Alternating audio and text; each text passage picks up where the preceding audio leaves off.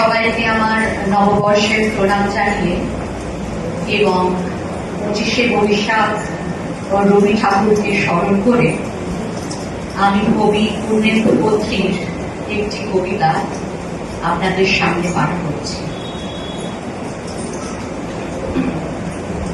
পরের মাস বৈশাখ, ঋতুচক্রের গতানুগতিক জীবনযাত্রার ছুটিয়ে ধুলোর ধ্বজা উড়িয়ে ছুটে আসে সে। আগে আগে তাকে পথ দেখিয়ে চলে বিদ্যুৎ, তীব্রতার হাসির ছটা। পিছনে পিছনে হাঁটে বজ্র, পিঠে তার দারুণ দুন্ধু। দেখি আকাশে জলে আগুন, রোদের চাপাগুলিতে লাগে রক্ত জবার রং। হাওয়ায় নড়ে চড়ে ওঠে ঘূর্ণি, মজা নদীর মজ্জায় পাকিয়ে ওঠে সিঁদুরের ঢেউ। শিউরে ওঠে বন, সারা ভুবন জুড়ে লাগে চঞ্চলতা। এই বৈশাখ, বৈশাখের মতোই রবি ঠাকুরের জন্ম।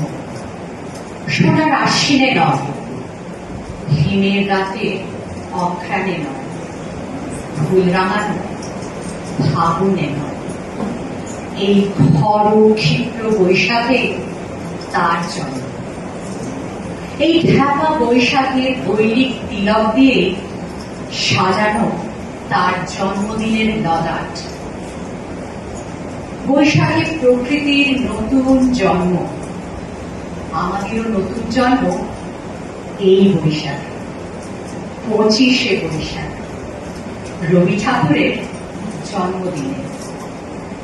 দেখতে হয় না ক্যালেন্ডার, জিজ্ঞেস করতে হয় না তারিখটা কবে।